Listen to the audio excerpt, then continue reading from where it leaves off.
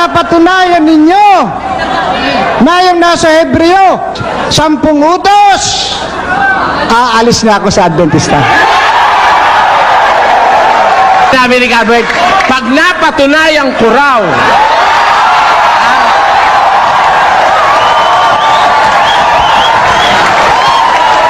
na ang Hebreo 8:13 ay 10 utos, aalis na raw siya sa Sabadista. Basahin natin ang Hebreo 8:13. Pakinggan nyo ha.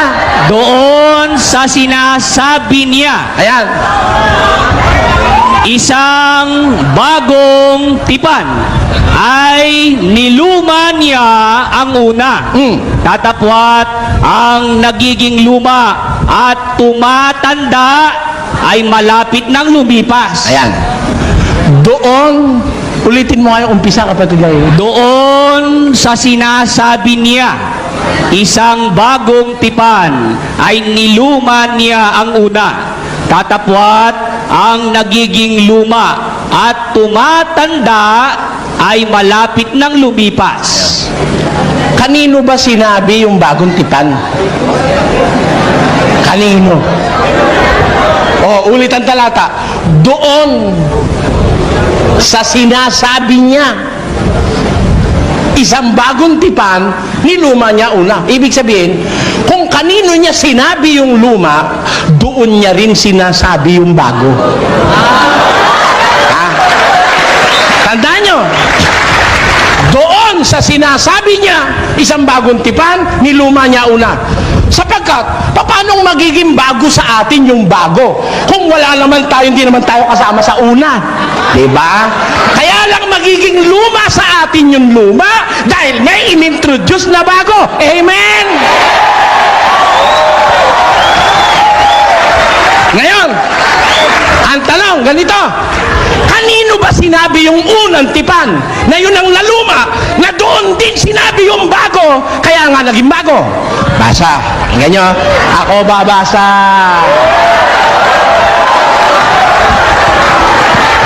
Ako babasa. Special ito eh. Malay mo, makumbinsing ko si Kabet. Ito, 8. Basa. Dadapwat ngayoy kinamtan niya ang ministeryong lalong marangal. Tinutukoy si Kristo. Nagkaroon siya ng lalong marangal na ministeryo o pangangasiwa. Bakit? Sapagkat palibasa siya na may tagapamagitan sa isang tipang lalong magaling na inilagda sa lalong mabubuting pangako. Sapagkat kung ang unang tipang yaon ay naging walang kakulangan, kung yung unang tipan, kundi naging walang kakulangan, may kulang pala, no? Nagkaroon ng kulang. Kung ang unang tipang yaon ay hindi naging walang kakulangan, ay hindi na sana inihanap pa ng pangangailangan ang ikalawa. Kung yung unang tipan, kung hindi naging walang kakulangan yung unang tipan, hindi na kailangang ihanap pa ng pangangailangan ng ikalawa. O dito, yung palang unang tipan, dumating ang panahon, naging kulang, naging insufficient. Kaya humanap ng pangangailangan ng ikalawa. Ano ngayon ang sabi? Sapagkat sa pagkakita ng kakulangan sa kanila, ay sinabi niya, narito, dumarating ang araw, sabi ng Panginoon, na ako'y gagawa ng isang bagong pakikipagtipan sa sangbahayan ni Israel at sa sambahayan ni Huda. Hindi ayon sa tipang aking ipinakipagtipan sa kanilang mga magulang, nang araw na sila'y aking tannan sa kamay upang sila'y ihatid sa labas ng lupain ng Ehipto, sapagkat sila'y hindi na natili sa aking tipan at akin silang pinabayaan, sinasabi ng Panginoon, sapagkat ito ang pakikipagtipang aking gagawin sa sambahayan ni Israel. Pagkatapos ng mga araw na yaon, sinasabi ng Panginoon, na ilalagay ko ang aking kautusan sa kanilang pag-iisip at sa kanilang mga puso'y aking isusulat ang mga ito, at ako'y magiging Diyos nila, sila'y magiging bayan ko. Nakita nyo? Ano yung bago at ano yung una? Ano yung luma at saka yung bago? Sabi niya, kung yun ikang unang tipan, hindi sana naging walang kakulangan, hindi na kailangang ihanap pa ng pangangailangan ng ikalawa. Eh nung makita niyang may kakulangan na yung una, sinabi niya, gagawa ko ng bagong tipan. Hindi ayon sa tipang ipinakipagtipan ko sa kanilang magulang nang sila'y tangnang ko sa kamay at inilabas sa lupain ng Ehipto. May tipan ba ang Diyos sa kanila? Pagkalabas nila sa lupain ng Ehipto, meron ba silang tipan? Saan nandun? Sa Sinai. Pagkagaling sa Ehipto, punta sila sa Sinai. Pagdating sa Sinai, nakipagtipan ng Diyos sa kanila. Eh, alin yung tipan na ipinakipagtipan sa Sinai? Pakinggan nyo ha, basa ha. Ito, hindi invento ito, nasa Biblia ito. 4:13 ng Deuteronomio. Ito. Nung umalis na sila sa Ehipto, dinando na sila sa bundok. Anong sabi? At kanyang ipinahayag sa inyo ang kanyang tipan na kanyang iniutos na inyong ganapin. Alin yun? Sa makatwid bagay ang 10 utos.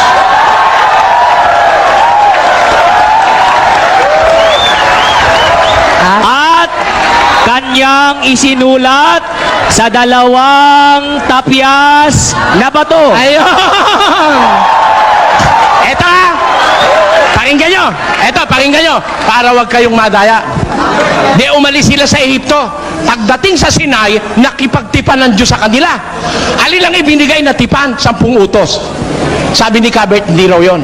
Humanap kayo kung may iba pa na ibinigay paglabas sa Ehipto. Walang ibang tipang ibinigay ang Diyos pagkalabas sa Ehipto, kundi ang 10 utos na isinulat sa 2 tapyas na bato. Eh dumating ang araw, kulang na pala 10. Dahil kung hindi sana nakakita ng kakulangan doon sa unang tipan, hindi na kailangan ng pangalawa. Eh nung makitang wala naman palang, may kulang pala naman yun, wala naman bawal ang siyaburun eh, no? Sa 10, may siyabubarun. Tayo. Kaya, sabi ng Diyos, hindi ko na ipapakipagtipan sa kanila yung kagaya ng unang tipang ko. Babaguhin ko na ang tipang ko, isang bago na. Ang gagawin ko pa, ilalagay ko sa kanilang puso, sa kanilang isip, susulat ko. Hindi na sa bato.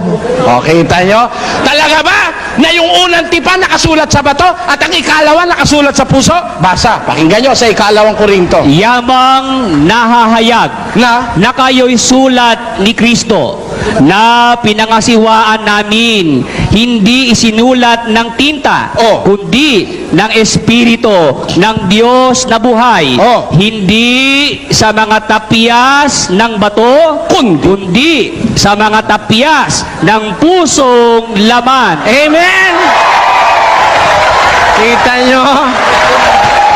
Hindi na nakasulat sa bato. Yung pinangangasiwaan ng mga apostol, hindi na nakasulat sa bato. Yung pinangangasiwaan nila, nakasulat na sa tapyas ng pusong laman. Meron pa bang ibang isinulat sa bato, kundi ang 10 utos? Therefore, yun yung lumang tipan, pinalitan ng Diyos sa Israel. Sinulat sa bato. O ano sabi? Anong katunayan? Pakinggan nyo sa 3:6 ng 2 Korinto. Na sa amin naman ay nagpapaging sapat na mga ministro ng bagong tipan.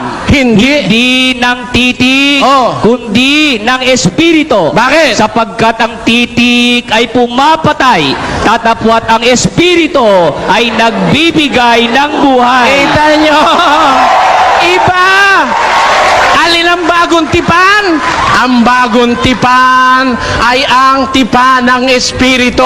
Isinusulat sa puso. Alin ang lumang tipan? Yung nakasulat sa bato. Alin yung nakasulat sa bato? Ang 10 utos. Nung sabihin niya ang isang bagong tipan, niluma niya ang 10. Oh, kita nyo? Luma na 10.